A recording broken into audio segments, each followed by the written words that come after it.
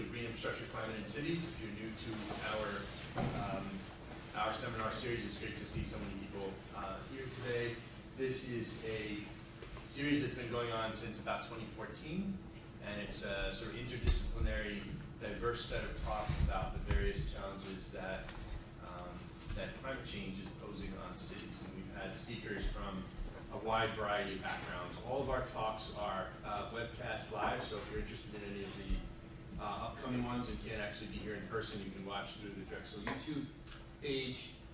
We usually have 1 to 3 speakers a month, and all of our previous talks have been recorded and saved and are on the CC Run website. CC Run is the prime sponsor of this series, so feel free to go back and look at any of our previous talks going back to 2014. Today, the topic is generally called Urban Planning and Green Infrastructure, and we have 2 speakers, one from the College of Staten Island, which is part of the CUNY system in New York, and one from Georgia Tech. So the way the format will go today is I will give brief introductions to the 2 speakers. We'll move to Dr. Ashley Dawson, who is a professor of English at the City University of New York, and his specialty is, among other things, cultural studies and eco-criticism. And then we will go from his talk to Ph.D. student at the Department of City Regional Planning at Georgia Tech, Dr. Evan Mallen, who will, soon to be Dr. Evan Mallen, I guess, if you're a PhD student, who will talk to us about some of his work monitoring temperature in and around Georgia Tech and Atlanta. And then Dr. Gurian will facilitate a discussion and answer session on the 2 talks at the end, since I actually have to leave a little bit early. Okay, so with that, I'd like to introduce Dr. Dawson, and I will give control to you.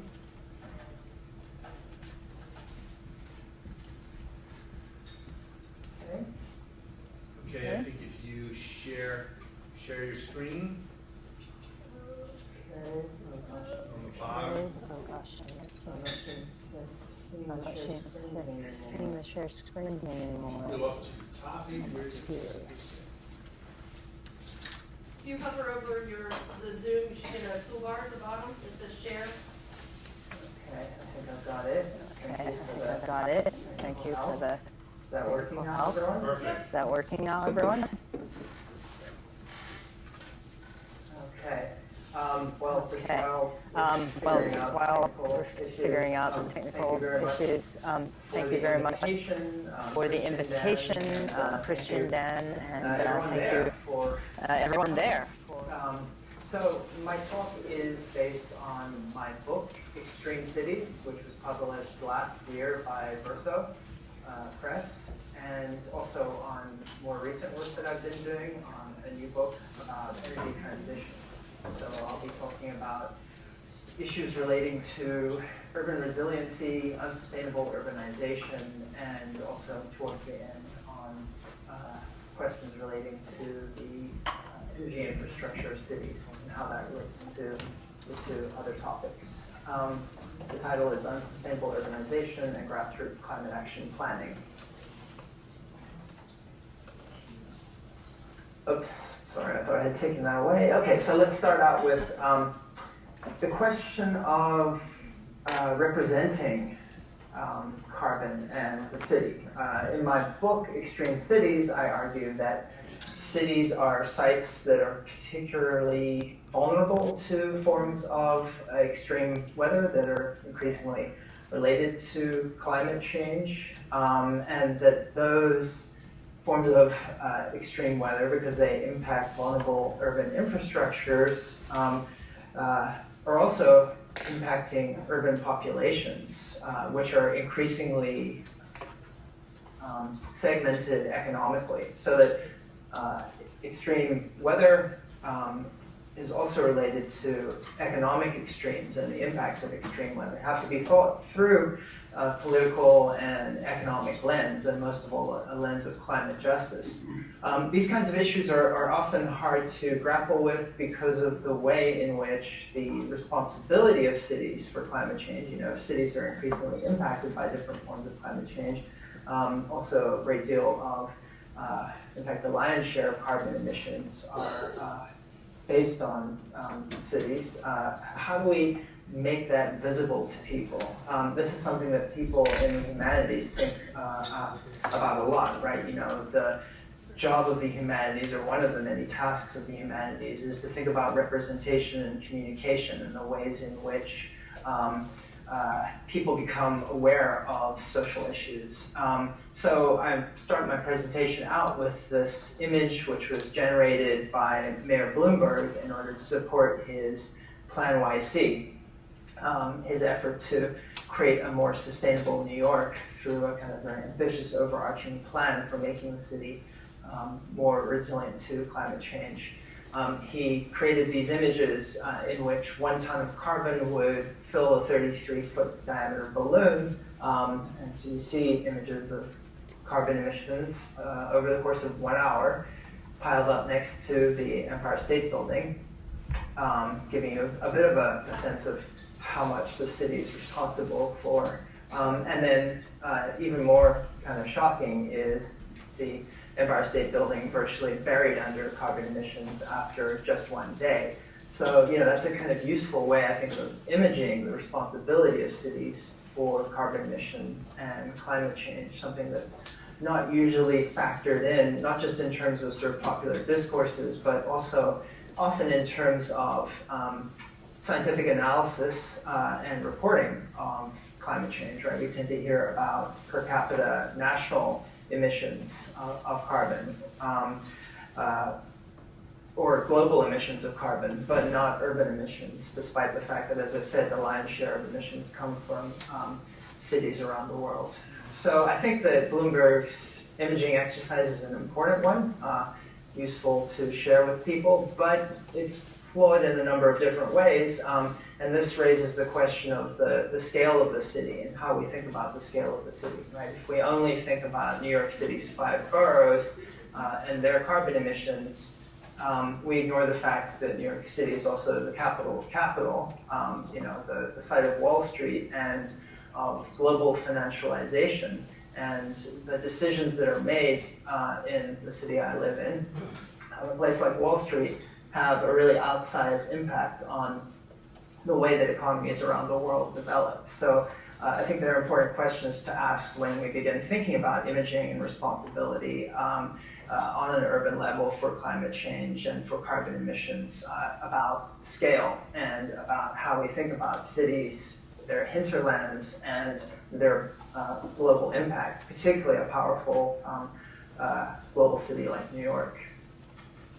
As I said, New York is the capital of capital, and when we talk about how New York City has been developing, particularly in the period since climate change became part of popular consciousness, roughly since the late 1980s, we have to think about capital, and particularly about a specific conjunction of capital, and that is the increasing trend towards financialization of capital, and with that, also towards financial speculation in real estate. And I think this is the only way we can really understand the ways in which cities are developing in apparently illogical manner, particularly in low-lying coastal areas. This is a report from a couple of years ago published in Scientific American, which asked the question why people keep building in places like Miami Beach, which, you know, according to the science, is going to inevitably go underwater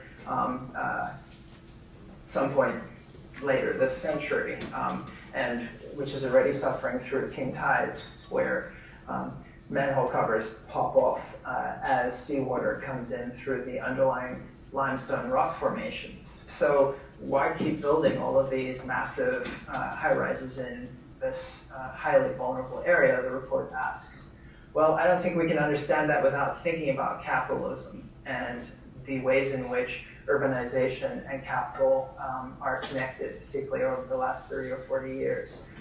So this is a useful graphic which gives us a sense of increasing inequality during this period, economic inequality, in the United States. And of course, this is also something that is true on a global scale and within other countries as well, where 1% has done increasingly better by essentially plundering most of the rest of the population.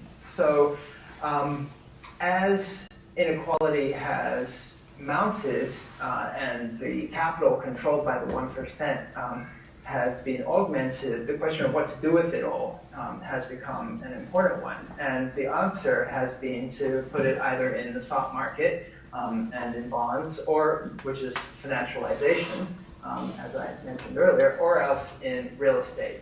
And so as a result, we see this increasing emphasis on investment in real estate. This is a recent report by the United Nations Special Rapporteur on housing, about the right to adequate housing, in which he talks about the ways in which global real estate markets have been transformed by capital markets and financial excess. And he refers here to financialization and the way in which it's connected to the treatment of housing as a commodity. And he's talking about specifically the period after the 2008 financial crisis, although I would argue that this is actually a trend that goes back a little bit further, but is particularly apparent over the last decade. And you can see from the final paragraph that I'm quoting here the significance of global real estate in terms of the world capitalist economy. It represents nearly 60% of all global assets, or $217 trillion. So it's a lot of the economy. Now, how does this all relate to urbanization? Just to give you a bit of a sense of how things play out, I had this interesting video about the Hudson Yards. Where over 65,000 people work, live, or visit every day. To make this happen, a foundation line stretches over the yard, a seamless bridge between the High Line and the new subway station at 33rd Street. Strategically placed foundation caissons are installed so the railroad can keep running. Ultimately, 300 caissons will support the structures above. The platform will be built in phases, each providing staging areas for the equipment needed for tasks. At the rotary arm for the tracks emergency and station, there is no room for caissons, so trusses form a bridge. These trusses are constructed to support the railroad and the horizontal. They are placed above the road, spanning 150 feet across the track, providing support to the towers and people trucks above. The rest of the platform is built simultaneously from the next track, something that happens through generation finished helping extend the capacity.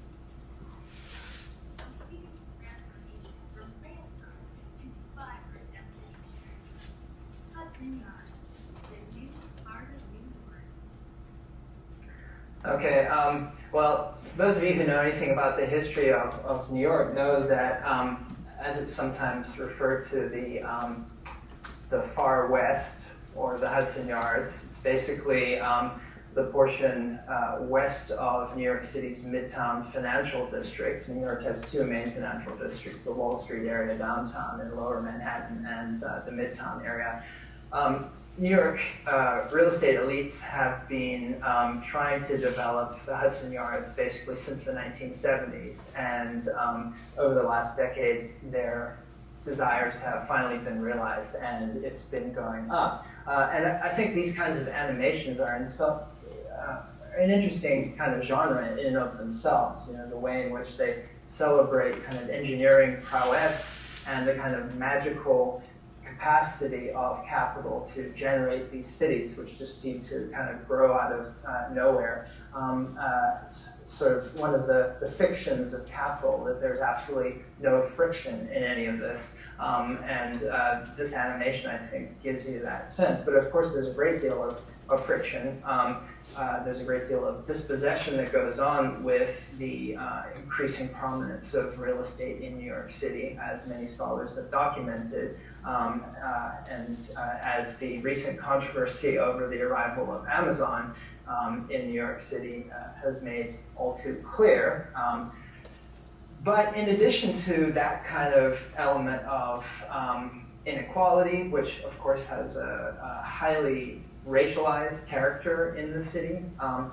There's also the element relating to climate and to the unsustainability of the city in environmental terms. And I'm trying to think about unsustainability both in more traditional environmental ways, but also in terms that are political and economic.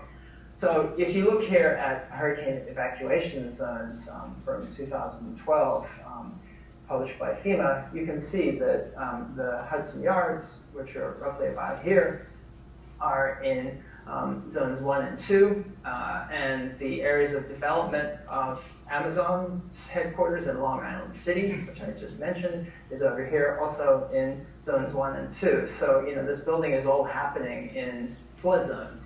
Now, there are engineering solutions to a certain extent, buildings that don't have their power facilities located in the basement, as used to be the trend. And I remember after Hurricane Sandy, getting off the Staten Island ferry in downtown Manhattan and hearing all of the pumps pumping water out of all the downtown financial skyscrapers. So there's been a kind of change in engineering protocols, but nonetheless, questions have to be asked about all of the infrastructure of the city, right? You can maybe insulate a particular building, but what about the new number 7 train, which runs to the far west, to the Hudson Yards, and which can be flooded quite easily, bringing people in and out of that area. Not to mention sewage treatment plants, power facilities, et cetera, et cetera. So the entirety of the urban infrastructure which serves particular portions of the city remains quite vulnerable, and all of this development is happening in flood zones. And I picked these 2 examples of the far west of Midtown and Long Island City, where the Amazon headquarters is located, because that's what's happening now. And in some ways, these 2 recent developments are the culmination of many years of development. In fact, much of the development that has taken place in New York City over the last 30 years has happened in former industrial zones located in these hurricane evacuation zones. In other words, right on the waterfront. There used to be places where shipping took place, then it became industrial zones, and now they are essentially sites for elite real estate speculation and for the housing for the 1%. So real questions arise then about the sustainability of the city. And how do we think about how to adapt cities then if we continue to build in these vulnerable areas? And what might just adaptation look like? In other words, adaptation to storm surges and other forms of climate change related disaster, both swift onset and more gradual in duration, that would not dig deeper the grooves of inequality in cities as I've been describing them, but would help to ameliorate them. In my book, Extreme Cities, I talk a lot about Occupy Sandy and the kind of model of mutual aid in a moment of disaster that unfolded. And I'll be coming back to that in a second. But before doing that, I want to talk a little bit about one of the most high-profile post-Sandy efforts to think about resilience. And that was the Rebuild by Design competition, which was sponsored by the Rockefeller Foundation and ultimately also backed by Federal Department of Housing and Urban Development, and for which resiliency, as this slide which I took off their website, the notion of resiliency was absolutely core to their arguments. And in my book, I theorize resiliency and have a critique of the notion of resiliency, which I could maybe talk about in more detail during question and answer if people are interested. So I'm going to talk about 2 projects, the first of which is called The Big U by the Bjarke-Ingels Group. As this slide shows, the Big U is essentially designed to construct a kind of berm or wall around downtown Manhattan, going from roughly West 42nd Street all the way down to around the financial district and then back up again on the east side of Manhattan. Some of the interest in the project lies in the ways in which the Archangels group and the architects and engineers and other people who are working with his group collaborated with community organizations and how that transformed the design. So the proposal that this was one of the principal winners of the competition, which the Rockefeller Foundation supported. Part of the proposal was to create not a kind of thin seawall, but rather a very wide one, which would have enough space for amenities such as parks and playgrounds and even skateboard areas for local communities. This might seem relatively inconsequential given the threats faced by New York City and other cities in the face of climate change. But for communities, working class communities like Chinatown and the Lower East Side, which lack access to any kind of public space, this was a very hard-fought victory and a cause for a great deal of celebration. It looks like if the Big U does actually get built, and that's very much up for grabs, that question, if it does get built because of financial constraints, it probably won't have this kind of ample design and this kind of space for public amenities. So there's some questions which we could raise about the way that the whole project was designed to hopefully draw in funding from private donors, and in fact is not doing that. But nonetheless, this was the design which won, and there's some interesting elements to it. One of the other 5 major prize-winning designs that I want to talk about very briefly is Escape Studio's Living Breakwaters proposal. And this is, as the title suggests, a design to build a breakwater off the coast of the southeastern coast of Staten Island, which was another one of the major sites that were flooded during Hurricane Sandy. And the reason for building a seawall or a breakwater rather than a seawall, according to the Escape Studio, is because of the inherent dangers that a seawall creates. Is a seawall going to be high enough? Usually, as we know, estimates for sea level rise are constantly ticking upward, and in addition, there's always the danger that seawalls will flood, as happened during will fail, as happened during Hurricane Katrina in New Orleans. And in the meantime, people have moved close to the ocean itself because of a feeling of false security. So what the Escape Studio wanted to do was not create that impression of an absolute hard barrier between the threatening forces of nature and human construction and population by creating a breakwater, which would cut the incoming storm surge and dampen it, but not give the impression that Staten Island was completely sealed off from the ocean. So the idea is to build a kind of concrete basis for the seawall, or for the breakwater, sorry. But then on top of that man-made construction, to have a living element, and you can see some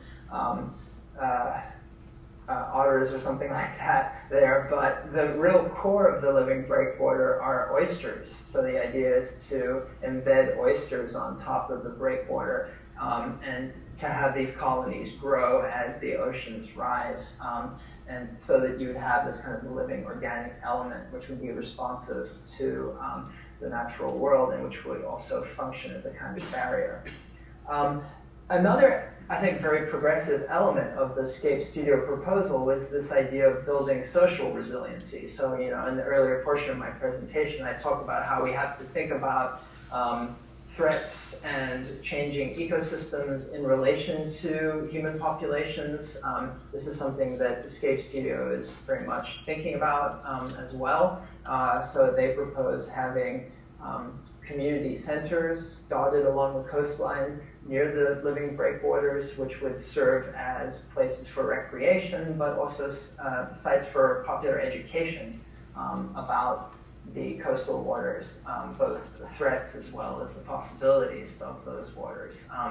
And the idea of having local people actually harvesting the oysters is also a part of the social resiliency, giving people some kind of income. Okay, so these are the key elements in the two proposals, which I think are some of the most compelling ones from the Rebuild by Design set of proposals. I have some criticisms of them, as you've heard, and in my book I go into those criticisms in more detail.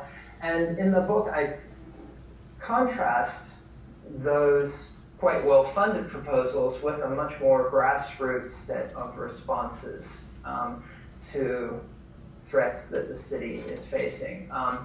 This is a climate action manual which was developed by We Act for Environmental Justice, which is one of the city's most important environmental justice organizations. It's based in Harlem. Historically, it's been dealing with the disproportionate location of toxic facilities like bus depots and sewage treatment plants in Harlem, which, as I'm sure you all know, is a community predominantly of people of color and at least historically working class people, but is changing quite swiftly, so that issues of gentrification as well as economic inequality and the impact of stop and frisk and heavy policing and incarceration on populations has to all be thought about in relation to the question of urban sustainability and environmental justice. So I'm going to go into just 3 elements of the We Act proposal. One of them has to do with community power. After Hurricane Sandy, about the bottom quarter of Manhattan lost electricity because of the explosion of a transponder on 14th Street. So many institutions began to develop microgrids. It's quite common now for hospitals in New York to have their own power supplies. But lots of community justice and environmental justice organizations are also experimenting with this idea, and We Act was proposing something similar to have solar panels installed on public housing projects in the city. And here the idea of community power is dual, right? On the one hand, it would generate solar power, which could be sent back into the grid, but it would also be a source of income for communities. They could have good unionized jobs installing and maintaining the solar panels, and then also when they generated power and put it back into the grid, they would have a source of economic benefits to the community. So that's one of the things that the proposal by We Act talks about. Another is to support community farms. There's been a long-standing struggle to preserve community farms and gardens in Harlem and other parts of New York City. And places like Harlem and the South Bronx, Williamsburg in Brooklyn, and many other areas have these community gardens because essentially they are what is sometimes called as food deserts, although I don't really like that term. I think food apartheid is much better. They don't have access to decent fresh food. So creating a community garden is a way to gain nutritional benefits, but in addition, it's also a good source of income. In order to do that, though, land has to be taken off capitalist markets. So one tactic that many organizations are currently experimenting with in New York City and many other places is to create land trusts to preserve community control over land and to make sure that landlords can't come in and buy up disused lots and put up skyscrapers. So this is a kind of grassroots-led alternative to the galloping development of the city for elites. And then the last element, which I wanted to draw your attention to, which We Act proposes, is the importance of community spaces. Again, in a city where development is going pell-mell, preserving community spaces is a really important struggle. And in the context of environmental resiliency, it's particularly important because a lot of studies have shown that environmental resiliency is not simply a function of the kind of built infrastructure of the city, but also has to do with social networks. The more connected people are, the more they can rely on their neighbors and other people in their communities, the more likely they are to be able to weather the impacts of climate change going forward. So proposing community spaces which could serve as sites of refuge during some kind of natural disaster, but also on a more quotidian basis could be places to build up social connection is an important part of the We Act proposal. So I think those are some more kind of grassroots-based elements of what resilient cities might look like. Now, some cities might have to be abandoned either in whole or in part. So I think we need to ask questions about just retreats from cities like Miami or from portions of them. After I published my book, I began looking at the Urban Land Institute's proposals for Miami. So this portion is not at all referenced in the book. They produced this Arch Creek Basin study about a working class, predominantly people of color community in northeastern Miami that has been flooded repeatedly, and sort of used this case study to think about how to cope with areas that are repeatedly flooded in cities. In the booklet or in the report, they talk about 20th century development as going forward without any kind of consideration of the topography of cities, and instead propose a new form of development in which what they call a slow, or what could be called like a water park or something like that, is used to absorb flood water, but then to create a kind of public amenity when places are not flooding. And this is an idea which is becoming more and more common. Probably most famously, the Dutch have done this in places like Rotterdam with the water parks there, which can absorb floodwater from the ocean or from flooding rivers. The question arises, however, if you have lots of houses in that area, but you want to create a park, what do you do with the houses and the people who live in them? In the Arch Creek Basin report, Urban Land Institute says that the people who live there are going to be given first dibs on affordable housing, and this is the portion of the report. I'm not going to read any of it, but you can see down at the bottom, they talk about having a kind of mixed-use, mixed-income housing strategy, so that people living in these repeatedly flooded areas will be able to move to this new area, which is supposed to be built further towards the center of the Florida Peninsula on higher ground, which is going to be transit-oriented, and again is going to have affordable housing for people. The background to this proposal, which is actually quite cognizant of people's fears about climate gentrification, in other words, about rich people moving out of threatened areas and dispossessing people who live in higher land that's not on the kind of gleaming coastal areas.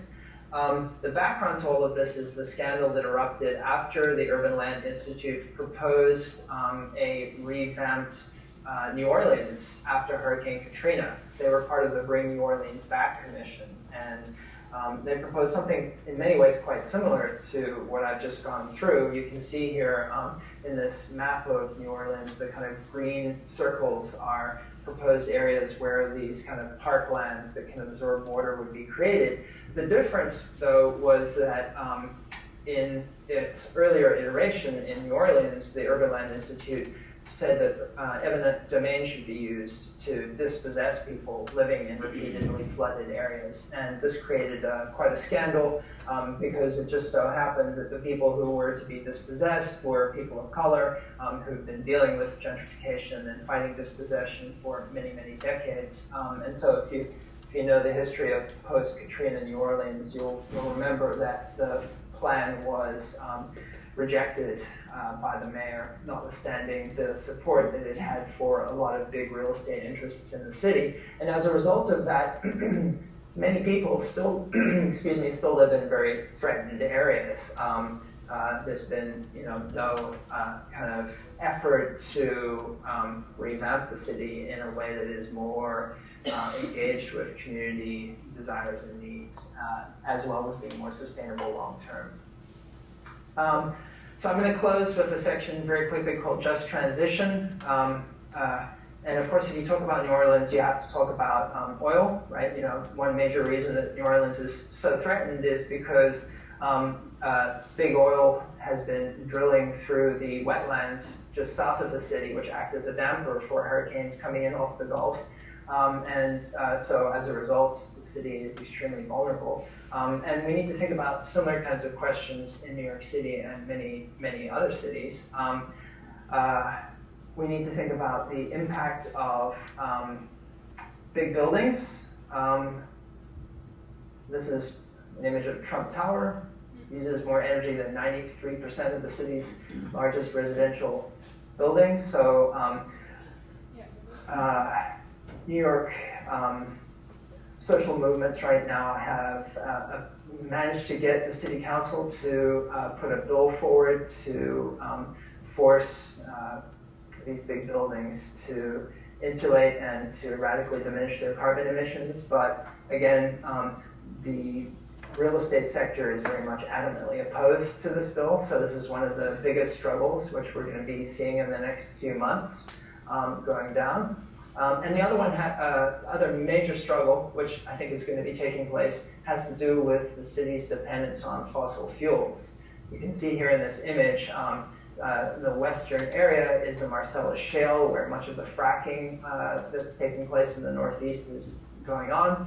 And then the skein of pipelines going east transports that natural gas to major cities like Philadelphia and New York, and also transshipment points to ship it off to the European Union and East Asia, where prices for natural gas are much higher. But New York City's dependency on natural gas has actually been increasing pretty significantly in recent years, despite all of the talk of people like Governor Andrew Cuomo about making the state less dependent on fossil fuels.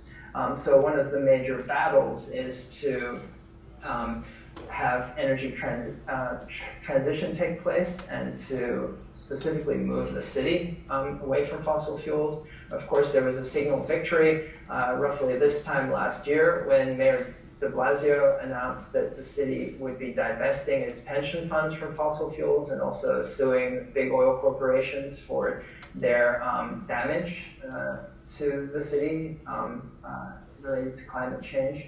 But the real struggle is going to take place in the coming months. In fact, I think New York State and New York City are really now the kind of front line of struggle after the failure of the referendum in Washington State back in November for a carbon tax.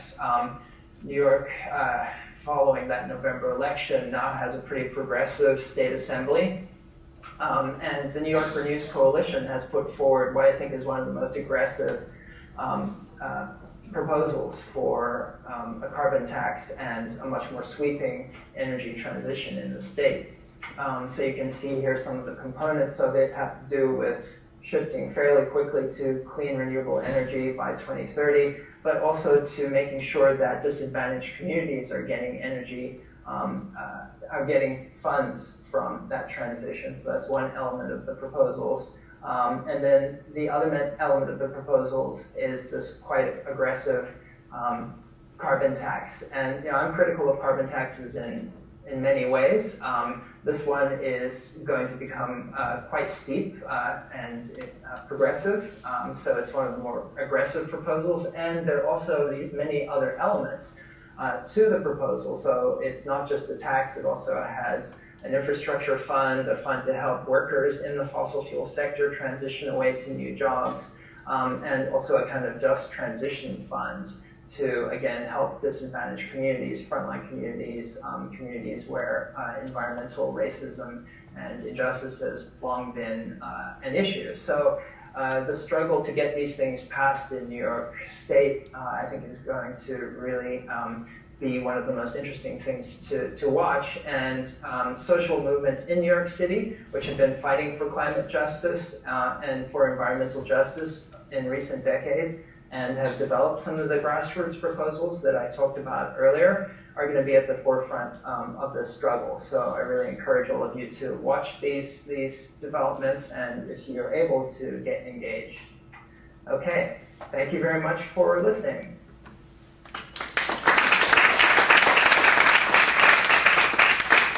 Thank you, Ashley. Maybe if there's one or two quick questions, we can, we'll have the bigger discussion at the end, but if there's some burning questions right after the talk as we transition to Evan, if you don't mind starting to share your screen. Are there any quick questions?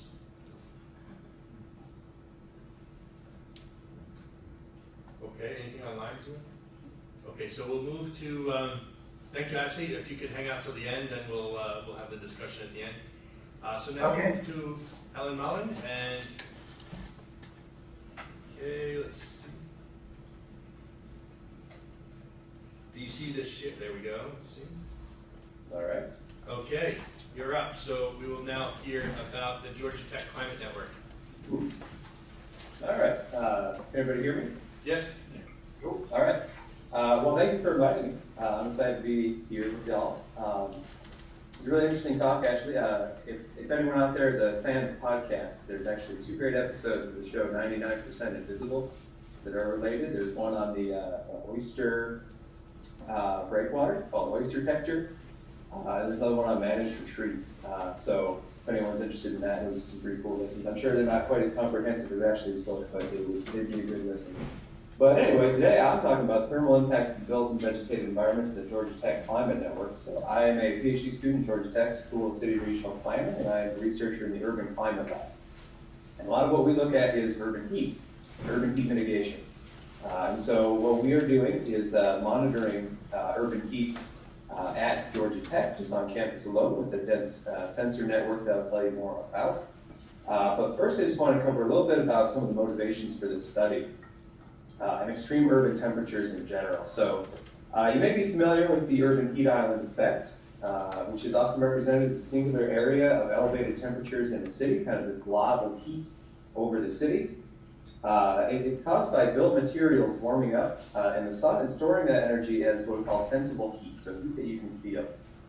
And it elevates temperatures during the night, and during the day it exacerbates hot temperatures. And so this is a huge problem for sensitive populations who might be stricken with heat-related mortality and morbidity. And particularly, this is a public health crisis because it sustains these temperatures overnight. And having these hot overnight temperatures are really what starts getting to people, because you have what's called an accumulation of heat in the body, that if you don't get an opportunity to sort of cool yourself off, shed some of this heat, it accumulates, and that starts causing some of these problems. And so this is what we're looking to mitigate as planners in the Urban Climate Lab. So, of course, you're all familiar with the global greenhouse effect and global warming from an atmospheric perspective. And so the drivers of climate change in cities that we're looking at here are not just the global greenhouse gas emissions that we see and we talk quite a bit about in terms of policy, from the global and the atmospheric level, but much more so it's caused by these 4 other factors. Is my head in the way right now? Am I still in the same screen you are? You're good. You're just covering the upper right-hand corner of the screen, but otherwise you're fine. Okay. All right, excellent. So the 4 contributors to the urban heat island that we talk about are loss of vegetation. What I'm covering up right now is impervious surfaces, waste heat, like from cars and from air conditioners, industrial processes, and urban morphology, which we also refer to as sometimes the urban canyon. So that traps heat and it kind of bounces around between buildings instead. But most of what we're going to be talking about in this talk today is the urban heat island effect that is caused by loss of vegetation and impervious surfaces, largely due to a low albedo of those surfaces. So starting with the albedo, just a little bit of a scientific background, largely what we're talking about here is that areas that have very low albedo they tend to be darker in color. If you've ever walked on blacktop or black sand or something like that, you know it's really hot. It's because that low color actually makes more solar absorption than reflection. And that stores a lot of the heat. And so what we see is that in areas that are heavily vegetated, you actually do have a bit of absorption, but not nearly as much as could be reflected as, say, the white caps of a mountain or glaciers or sea ice, things like that, that would reflect that back up. We try to replicate that in cities, usually by things like white roofs or other reflective surfaces.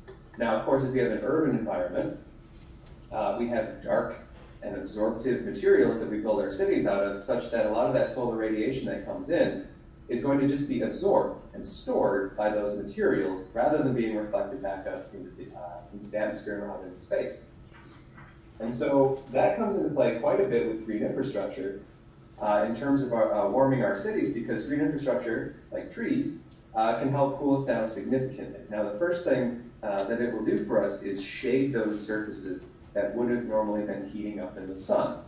And by either reflecting away that sunlight or just shading those surfaces from absorbing that sunlight, we actually see surfaces that are 20 to 45 degrees, around that range, on average, cooler than the unshaded surfaces. And so that's quite a significant cooling effect, but that is surface temperature, and that's not actually the type of temperature that we feel as humans. What we feel as humans is the air temperature, which is much harder to model. But what we can find is that due to evapotranspiration, that is, plants absorbing water through its roots, and then it converts that to a water vapor into its leaves, so the tree is kind of, in a sense, sweating for us. And it traps a lot of heat energy in that transition from the liquid to a gas. And so it's the same way that sweat cools you down, it is cooling the air temperature down around it. On average, generally in the literature, found to be about 2 to 9 degrees cooler than unvegetated areas, just due to the evapotranspiration effect.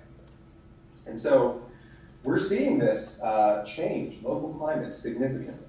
Now, this is a graph showing over the past several decades, temperatures in urban and rural areas from weather stations. This is from a different study coming out of our lab. And what we're finding here is not only is the urban heat island here apparent, where you see as you move up to that red line, the urban line, that is our urban heat island intensity, showing that cities are hotter. Not only are they hotter, they're warming faster. What you're seeing on the orange, kind of yellowish rural line there is basically global warming right there. We see the atmospheric warming in that area increasing those temperatures over those decades. What we see here, and it might be a little bit tough to see on this graph right here, but the red graph line is steeper. So it is warming faster. So not only are we getting that kind of atmospheric warming from the global climate change in the atmospheric level, but we are building our cities outward. We are sprawling outward. We are removing vegetation. We are adding a lot of parking lots, housing. And that is actually making our local climate significantly warmer, purely due to what we are doing as humans, as developers, as just urban residents.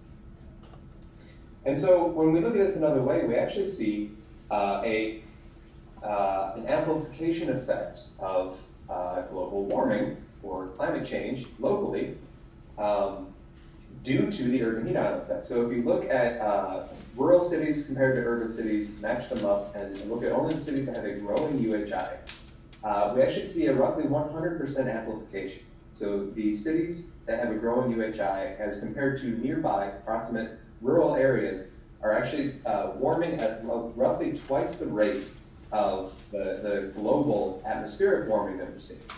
So keep this in mind, that every time that we start talking about climate change mitigation, we tend to talk about it, at least on a global scale, things like the IPCC, from a greenhouse gas perspective. You know, how can we lower greenhouse gas emissions? But what we should really be focusing on just as much as suggested by this 100% amplification is the urban heat island. And how much this is actually going to be affecting these populations, particularly as cities urbanize over time. And so we see major issues in cities, such as our blacktops starting to melt. This is India, which is, of course, reaching extreme temperatures recently.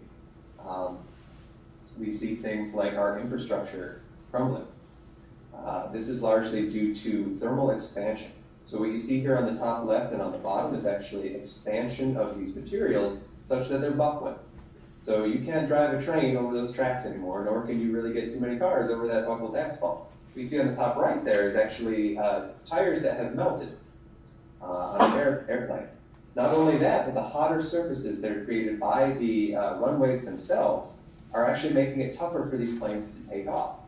And so there are actually a few airports that are in talks now in having to expand their runways, the length of them, such that they can build up more speed to take off in that hotter air where they don't get as much lift as they do in cooler temperatures. So this is actually a major problem for transportation at large. This is a picture from Melbourne in the past couple of years, which has reached temperatures in this particular picture of 117 degrees Fahrenheit. So this is the type of temperature that Melbourne and a lot of Australia, particularly the urban areas, are experiencing pretty routinely now. In fact, our temperature maps of Australia have had to add a whole new color of temperature. So I believe the new color is white. So now you'll see white show up in their maps where you didn't have it before, just because there's an entirely new temperature regime that we are seeing in places like Australia. But it doesn't just happen abroad, it also happens here. This is an image after the Chicago heat wave of 1995. This is a mass burial, a mass grave of 40 unclaimed heat victims after the 1995 Chicago heat wave. And so this is the kind of thing that we are seeing in cities across the US and across the world, and we're seeing it more frequently, particularly as heat waves are increasing in intensity, duration, and frequency over the past couple decades that we're seeing.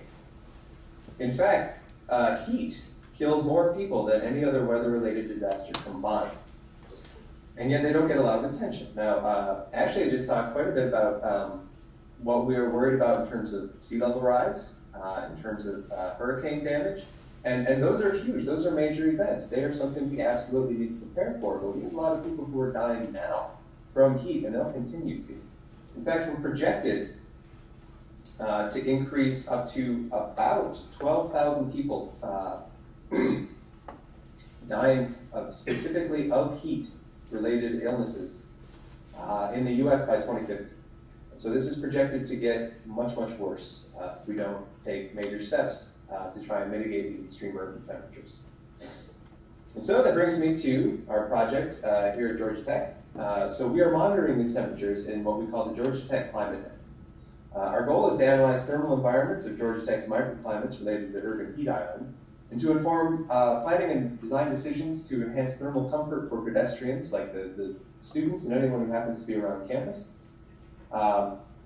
It's operated by the School of City and Regional Planning and the Urban Climate Lab, so that's us, but it's actually funded by Capital Planning Space Management, and we have some supplemental funds from the U.S. Forest Service, which has actually inspired a couple of new projects I'll talk about towards the end.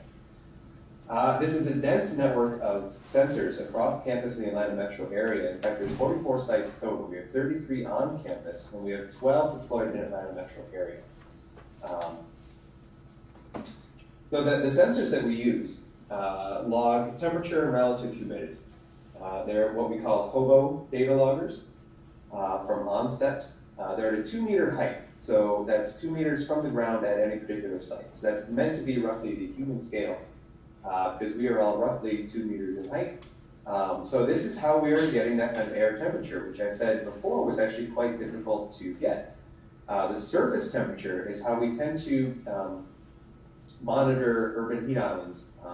We've been doing that for years in the literature, because these you get via remote sensing. So you get a satellite to fly over, you use something like Landsat and MODIS, and you get comprehensive surface temperature data sets. But we are not all lying on the ground at all times. So we need to be using something like these air temperature data sets in order to inform what kind of air temperature for heat island intensity are we really seeing. Excuse me. All right, so here's a map of our campus network. And so you can see it's actually fairly dense, and we have a variety of microclimates and microclimate types. So you can see here the red ones are purely impervious surfaces. So this is largely in terms of parking lots. This is in terms of excuse me, parking decks. We also have a dense urban environment there on the right side, Tech Square. We have vegetated pathways. We have a few canopied pathways, canopied walkways, dense kind of tree tunnels, things like that. So we've put a few sensors in those. We have some paved pathways that are largely vegetated on the bottom, things like grass, shrubs, but then completely open on the top. We have a few rooftop sensors in interesting rooftop locations, such as a conventional roof, a white roof, and a roof covered in solar panels. We also have a rooftop garden on the Clough building there in the center, and we have a couple of bridges. So when we look at this from a thermal perspective, this here is actually a map showing average maximum temperatures for the summer of 2017 as an urban heat island intensity, or that is the temperature difference from our reference site in the Atlanta Botanical Gardens. So the Botanical Gardens are about 1.5 miles to the northeast of campus. The goal there is that we wanted to get as natural as possible in terms of a heavily vegetated area that is still within the greater Atlanta metro urban heat island. So this is not so much a true rural site, but this is a site that is as natural as we can find within Atlanta. And so this is showing these urban heat island intensities over the entire summer, June, July, August, in terms of maximum temperatures above the rural reference site. So this is showing that we get almost 7 degrees higher than even another site in Atlanta just because of what we built there. And so a lot of these really hot areas represent things like the parking lots. We have the, my pointer, yes I do. So this up here is the 10th Street Bridge. And I'll show you a comparison between the 10th Street Bridge here and the 5th Street Bridge right here that is heavily vegetated. We see a several degree difference between those two just because of the green infrastructure that we've placed there. So this is a map here of minimum temperatures. So you can see that the urban heat island is not actually that intense or as intense in terms of minimum temperatures as they are for maximum temperatures, but they are quite significant. Now you can look at things like, pointer here, Tech Square. This is our most heavily urbanized site. And overnight, when everything cools off, the sun has set, the urban heat island is sustaining those temperatures at about 4 degrees higher than our rural reference site, just because of the built materials storing all of that heat energy and then releasing it as sensible heat. And so this is a great little snapshot of what the urban heat island really looks like. And you can actually see on what kind of a scale it really occurs when you compare Tech Square here to the 5th Street Bridge that are right next to each other. So that kind of paradigm of the urban heat island as one giant blob of heat kind of falls apart when you start looking at it at this level of resolution. Because what we see here is a roughly 2 degree difference between these two sites.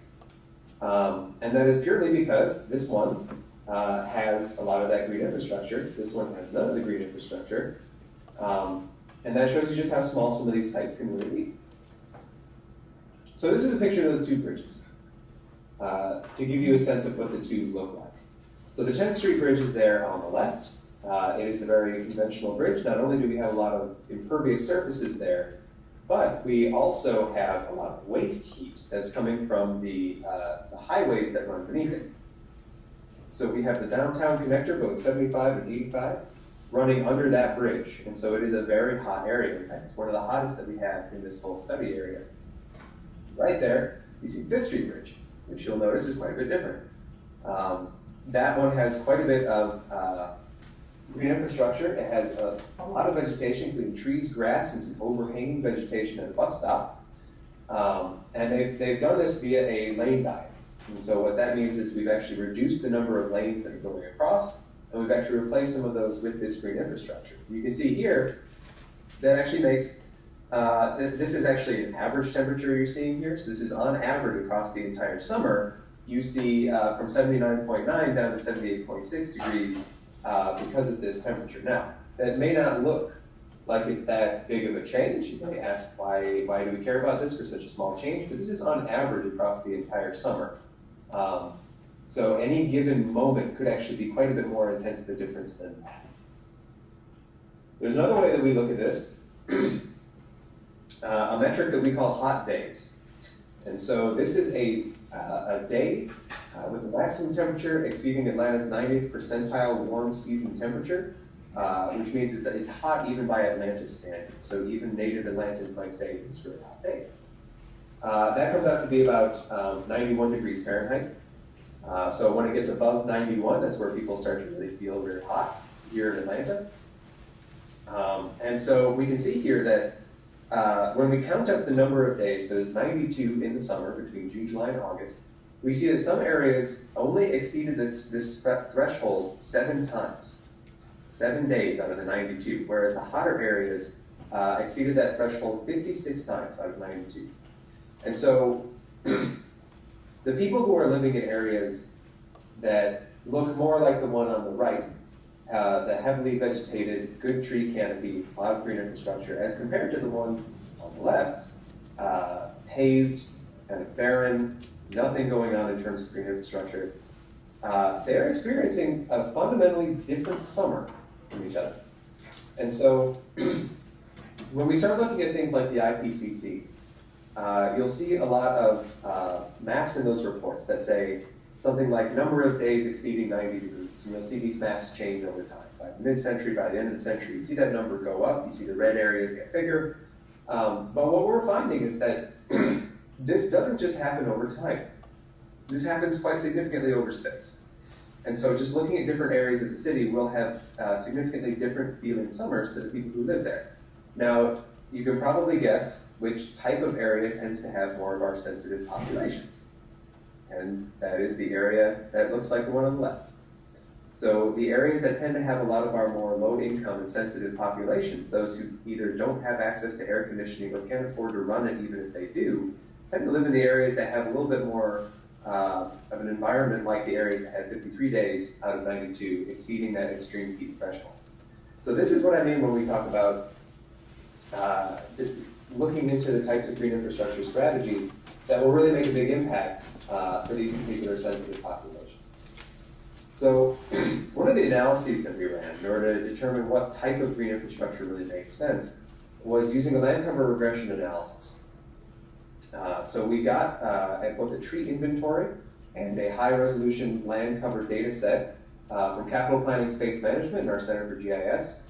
And we regressed the minimum, maximum, average, and number of hot days against these various land cover types on campus to try and determine what is their impact. So we had either within 100 feet of a tech climate network site, we had either canopy, landscaping, streets, sidewalks, buildings, or overhead canopy, which is actually a dummy variable. That means, is the sensor directly under a tree or is it not directly under a tree? And what we're seeing here is actually just a table of the significant results. So that's why there's some that are missing. Those were found to be not significant. But what we see here is a great snapshot of the urban heat island. Because what we're seeing here is that streets, sidewalks, and buildings are elevating temperatures, elevating and sustaining temperatures in terms of the T minimum. That is that low overnight. So these are the ones that are sustaining those temperatures. Whereas tree canopy is what is significantly reducing those temperatures, both in terms of the maximum temperature, so how hot it gets over the day, and also the number of hot days.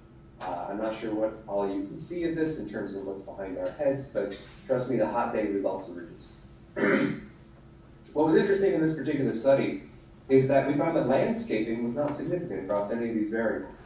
So when we're talking about the effectiveness of green infrastructure, we show here that it's actually the tree canopy that we should be prioritizing much more than low-lying landscaping in terms of grasses and shrub, just kind of small planters that we might think is doing a pretty good job of reducing our temperatures, but in fact is not really found to be affecting them significantly. So when we're looking into the type of effective and efficient green infrastructure we should be using in order to lower temperatures, it's really tree canopy. So tree planting initiatives are what we're really looking into in terms of how we're going to be lowering those maximum temperatures over the summer. Now to take this to a new level, this is kind of some of our cutting edge research here that we're just starting to look into, is actually running a process called co-creeping in GIS, where we actually run a spatial regression on a cell-by-cell basis in order to take what we've been able to learn from the land cover regression and then apply that to every point on campus based on the land cover that's there. So what you've seen in the previous maps is actually what we call inverse distance weighted interpolation. So it looks like these kinds of blobs. There's not as much that we can actually infer reliably about those temperatures in between the sites. That's just kind of for visual purposes. But what we see here using the co-krieking is that we actually get a much higher resolution result, letting us better better estimate the urban heat island intensity that we should assume from any particular site on campus. So what I'm looking at here is actually things like down here, we have some parking lots where we've learned from our areas that are heavy in the parking that those should be quite a bit warmer. And so the co-krieking method assigns a much warmer temperature to those.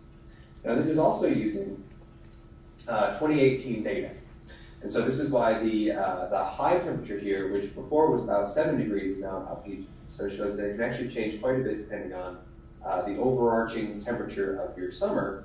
So this isn't really a model that we can run once and just rely on indefinitely. It's one that we think that it should really be part of a continuous monitoring program in order for it to really be effective, for you to have a good sense of what your urban heat island distribution looks like and how to be warning the populations that need to know that they're under threat. Now, another interesting thing about this research is that it's caught the attention of Georgia Tech's Capital Planning and Space Management and their lead architect. And they're starting to use this information to work into our strategic plan for campus. So we're actually using this information to inform urban heat island specific goals and how we should be reducing those temperatures as we continue to develop our campus. And we have in development what we call the eco-commons. And so this is a long-term goal for campus where we're actually trying to build a green belt throughout campus that connects some of our natural areas, some of our waterways, some of our ponds, some of our low-lying areas, for better stormwater management and also to create these kinds of green pathways that students can use to get around campus in a much more comfortable way. And I can go between these just a little bit. You can actually see that it's already fitting fairly well with what we're finding in terms of our co-create temperatures.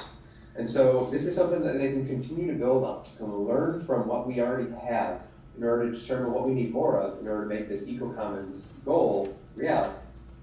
Now, another innovative way that we've been using this information is something that we call analog sites. And so by looking at these differences over space, we can actually learn quite a bit about what you might be able to expect in changes over time. So, for example, we had a studio that was running last semester that was looking at green infrastructure opportunities in downtown Atlanta. The students wanted to turn one of our parking decks into a green roof.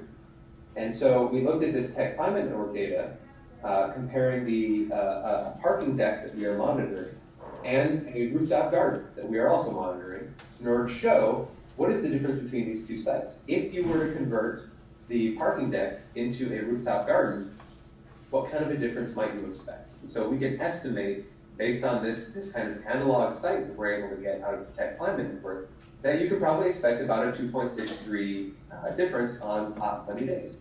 So days in which we actually really care about the temperature. So this is an interesting way to sort of look into the future in terms of this scenario plan, where we're trying to show if you were to build a particular thing, what might you see as a result of it, and you can see this in advance rather than just monitoring it before and after. And so the Georgia Tech Climate Network is continuing to develop.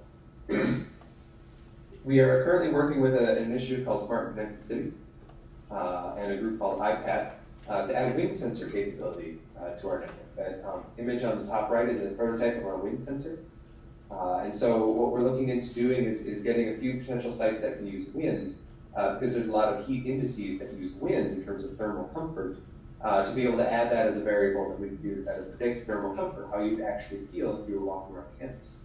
We're also looking into Wi-Fi connectivity. Right now we actually have to go around and connect to each of these individually to collect the data.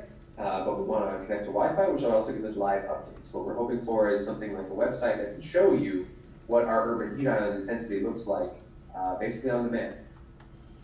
As I said, we're partnering now with the U.S. Forest Service for tree-specific monitoring. I'll show you a little bit of our initial findings momentarily. We're also looking to expand our network, and we're working on some public awareness and education.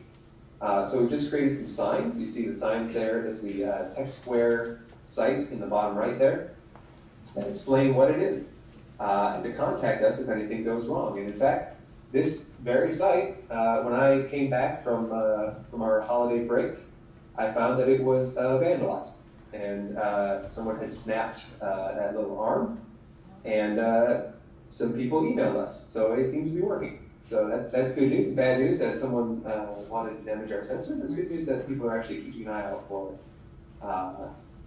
so that we can get out there and fix them as quickly as possible. So as I mentioned, this is our U.S. Forest Service site. We now have a site just south of campus. It's in a fenced-off area in a large field where we have hooked up, I believe, 34 new horizontal and vertical arrays of sensors from a tree, a stand of trees, and a control pole in the center of the field. And so what we're trying to get here is what is the impact of a single street tree, both horizontally and vertically, and then what is the impact of a stand of trees, both horizontally and vertically. And what we're seeing here is actually really interesting. So we have, look at this graph on the top left here. What we see here is that moving away from the street tree, the single street tree, that is the green line, we don't actually have that much of an impact as you move away from the tree. That's showing that starting a little bit away from the tree and moving away, the thermal impact is not actually that apparent. We're not really picking that up. But as you move away from the stand of trees, we actually see quite a bit of warming as you move away, as you might expect. So moving closer to a stand of trees will cool you down. There's the shading and the evapotranspirative effect. And then as you move away, it warms up as it moves into the rest of that field. And so we're seeing that both at the average and the maximum temperatures. And that's leading us to believe that a stand of trees is going to be more effective than a single tree. Might sound a little bit intuitive, but from an urban design perspective, this actually makes a really big difference in terms of what kinds of green spaces we should be planning for in order to really see a major impact. Now, when we look vertically instead, we also see some interesting results. So these are, again, preliminary. We are looking into analyzing these further, but the initial results I think are really interesting in terms of as you move upward through the canopy, you see some interesting dynamics. So let's look first at the oak, that is the single street tree, the green line. What we're seeing here is that at 2 meters, that is actually below the canopy, it stays warmer than if you move into the canopy. And that is because we hypothesized that the evapotranspirative effect is so localized and so intense that as you move into the canopy, you get significant cooling.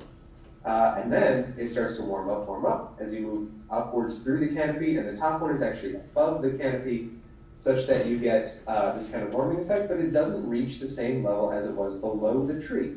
So that kind of evapotranspirative effect is so strong here that the shading is actually not as big in terms of that thermal effect here. What we see in the stand of trees is that it actually remains much cooler than the single street tree. The single street tree, of course, is also near a street. So the street itself is probably radiating into that sensor such that it's keeping it just a little bit warmer. Whereas the stand of trees is in the field, and then as you move upward through the stand of trees, you actually see that temperature rise really sharply as you start to move upwards through that canopy. Canopy is also just a little bit shorter than in the single tree, so that's where you see that effect just drop off right before 6 meters above the ground. Now, another interesting thing that we're seeing here in terms of maximum temperature is that the control pole, that's the red line there, is actually decreasing in temperature as you move away from the surface. And this is showing just how ineffective grass can be as a greening strategy to reduce your temperatures. Because the ground itself is actually warming up so significantly that it's keeping those lower sensors warm. And so if we're looking to make green space to cool things down, but all you do is plant grass there with no trees, or no standard trees, then you may actually be not having that much of an improvement. Because that grass, that ground is actually going to warm up quite a bit in the sun. And we're seeing that in this particular experiment. And so I've talked a lot about strategies. One kind of policy innovation that I like to connect to this type of work is called a green area ratio. As far as I know, only 3 cities in the world that are doing this right now. Only one of them in the US, that is Seattle, where basically it is a way to use a point system, kind of like LEED, in order to determine what kind of green infrastructure strategies you choose and how effective they are in order to get your building approved. So when there's a new construction permit up, in certain areas of Seattle, you actually have to meet a certain point standard, kind of like LEED, in order to get your building plans approved. And so if you only put in things like grass, that's actually not worth many points. And you have to put in more grass in order to get your site approved than if you were to plant more trees, which are more expensive, but you have fewer of them because they're worth more points, because they have a greater cooling effect. And so this is the kind of strategy that you do on a site-by-site basis, but as an overlay zoning type of strategy, you can use this to construct over time a kind of green corridor where it's needed. And this is another strategy that you could be seeing kind of like what Ashley was talking about in terms of the flood zones. You know, how do you deal with the type of development that's already there? On a very long-term perspective, you could do something like this to say, if you're going to get anything approved in terms of a modification or a new construction, then you're going to need to have something like this in order to get it approved. And so what we can do in our research by finding these kinds of thermal impacts on such a quantitative basis is readjust these point scales. So if temperature is actually one of your more important considerations for what you're trying to address through your overscale, through your long-term planning strategies, then this could adjust your point system. So we know that grass is not going to be very useful, and so grass could be worth even fewer points. We know that trees actually make quite a bit, but they're even more powerful when they are a stand of trees, such that how you design those trees may actually increase your point system. So if we see something like this policy innovation, the green area ratio in Seattle, catch on in more cities, which I really hope it does, this kind of research that we're doing in the Tech Climate Network could have a really big impact on what kinds of systems actually end up being adopted and how those all come. So in summary, extreme urban temperatures exacerbated by the urban heat island are an increasing threat in warming climate. Fortunately, green infrastructure can substantially reduce temperatures in urban areas. We just need to know what kinds of strategies to use.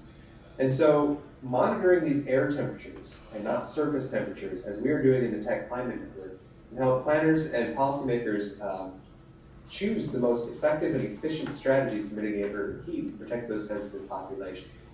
And so we will continue to monitor these temperatures, and we hope that it catches on in more areas such that we can get more data and inform these kinds of broader policy goals that we might see in cities across the country and across the world.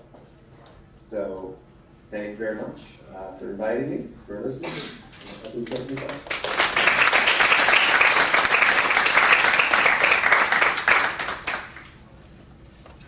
Thank you very much. So I'm Patrick Goring in Franco, unfortunately had to leave, but he asked me to come up and help facilitate the discussion a little bit. So the floor is now open for questions, comments for either of our speakers. We have, A title of Dawson's book. I didn't catch it. Could you hear the question? Yes, sure. The title is Extreme Cities. Thank you. Sure. And And it has a subtitle, The Yes, Peril sure. The and title Promise is of Extreme Urban Living in the Age Cities. of Climate Change, but Extreme Cities is Sure. And it has a subtitle, The I Peril also talk about and Promise the heat island impact, of Urban Living in the Age of Climate Change. About drawing on the wonderful work of Evan and his colleagues there in Georgia. I think it's really important to think about, and you'll find some reference to that in parts of the book, including in things like the discussion of the importance of social centers and social connectivity for dealing with these kind of slow onset disasters like urban mortality from heat. And the publisher again? It's Verso Books. Thank you. Yeah. All right, yeah, back. And can they hear me? Okay, through here? I'm guessing They that can't they see you, can't okay? hear you. Do you want to come up and speak into the mic? No, it's okay. Can you hear me? Yes. Okay, great. So this is actually for Evan Mallen. Great presentation, very interesting. I'm familiar with Atlanta and Georgia Tech campus. A question, it has a couple of different prongs, and I'll just let you respond. You mentioned that Tech Square is a hot spot and hotter than the overpass, which is curious to me because there's quite a few trees in Tech Square. And so I'm wondering if perhaps the trees there are not the correct species, maybe not the maturity that they should be to achieve that effect of lowering temperatures. Also, some studies have shown that too many trees, street trees, actually can prevent the air from circulating and creating pockets of stale warm air. Could that be a problem?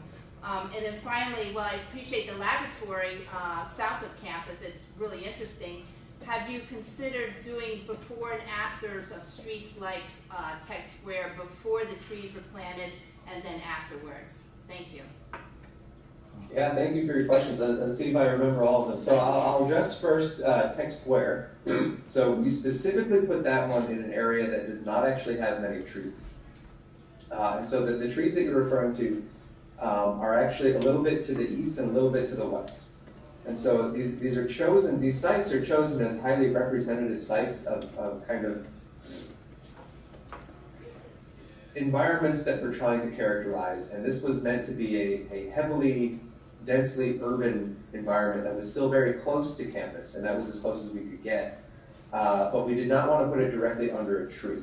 Now the area that is actually very heavily canopied in Atlanta is Peachtree, and that's kind of like our main street through the city.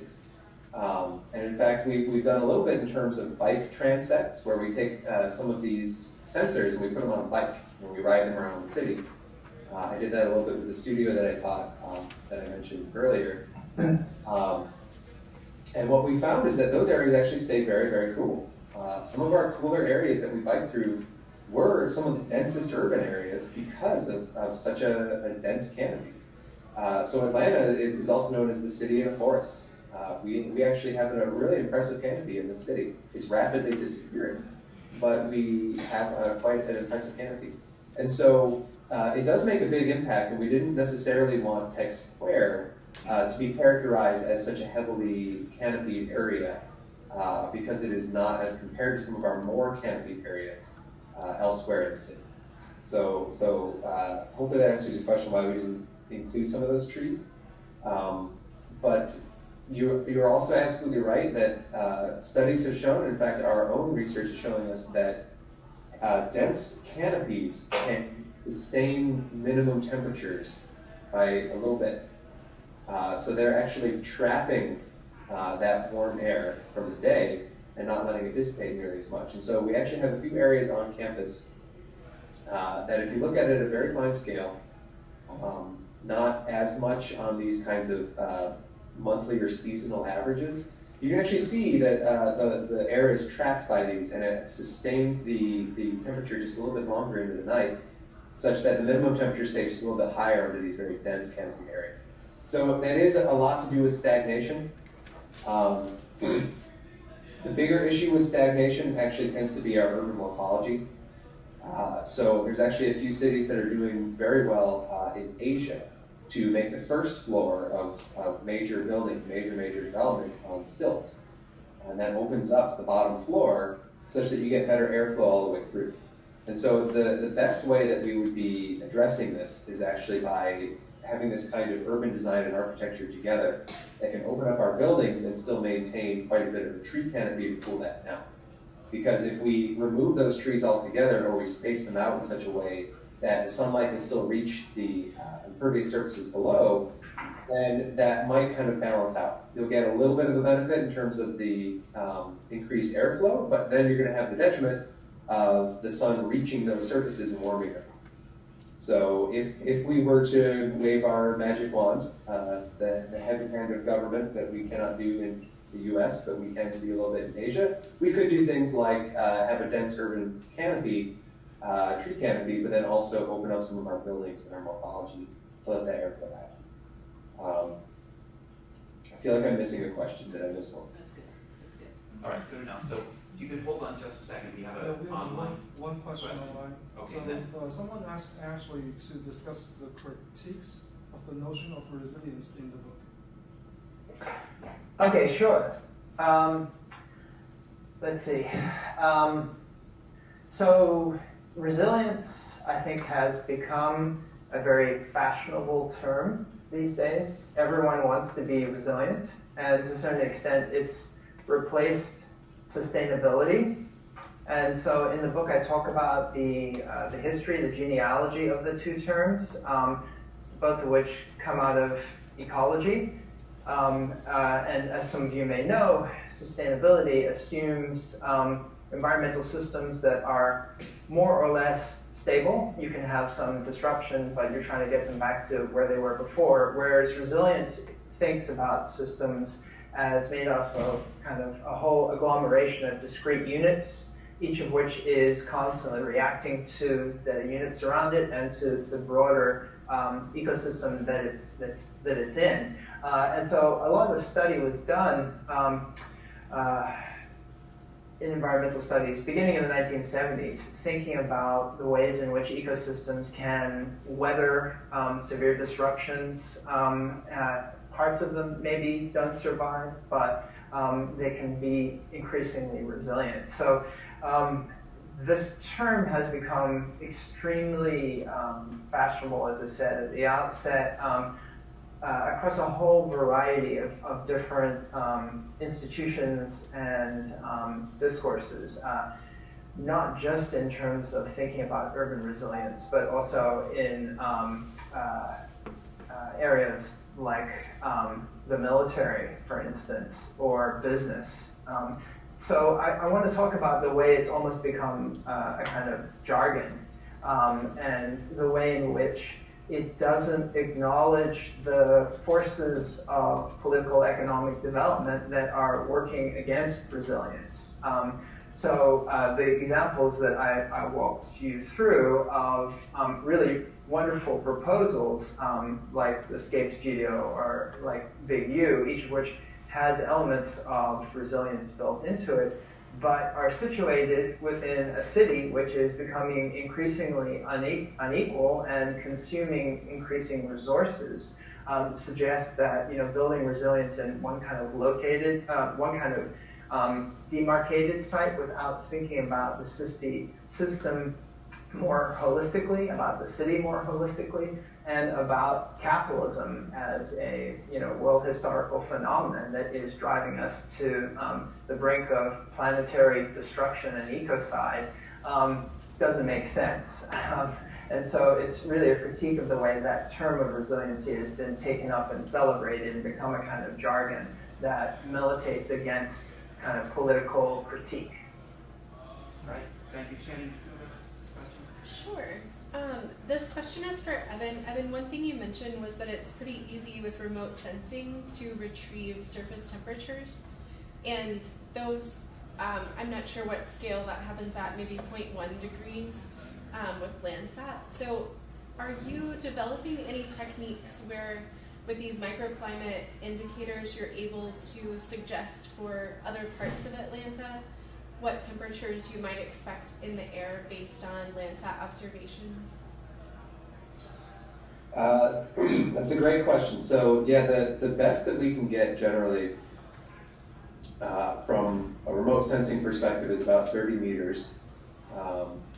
And so, that's a little bit coarse. That's actually coarser than I have shown in this co-creaking that we've done here. And so what we have not yet done, but I would be fascinated to do, is actually bring in land surface temperature as a variable into this kind of regression, such that if I can include that in the co-creaking, we can use both the environment that we've been able to monitor and the land surface temperature that we can get comprehensively over the city to then expand this kind of air temperature data set as an estimate for the rest of the city. Now, of course, there's going to be things that are missing from that, and so as we move further and further away from campus, we're going to lose a lot of reliability because we are a campus that doesn't have any heavy industry. So as we move into more industrial sites, it's not going to be able to reflect that because we don't have any of that on campus. We are going to lose a little bit in terms of the urban morphology because we don't have, although we do have Tech Square, but we don't generally on campus have that much that is looking exactly like downtown Atlanta. Fortunately, we do have a site downtown, so we do kind of get more into the realm of rough estimate if we move away from campus. But this is a start, and we're trying to do as much as we possibly can in the Urban Climate Lab to make this more accessible. And so we're trying to bring this into the realm of something that an urban planner could actually run on their own without kind of running these regional climate models that can be very technically demanding and costly to run. So it's a very long way to say, yes, we're moving towards using land surface temperature in these models. All right, so thanks very much. Just with an eye on the time, I'm wondering if maybe we could just do one last question and then close. Not so much a question as the importance of the tree cover is more than just the effects on urban heat islands. The albedo of deciduous forest is above 0.7, where 1 is perfect reflectivity. And so when you're reflecting that much of the solar radiation as shortwave radiation back into space, it's not affected by the greenhouse gases. And that's why forest cover is so important in the bigger picture of climate change. We've known that for quite some time, that forests reflect solar radiation. It's not just the shading of that that's important, it's the reflectivity. Okay. Thank you very much.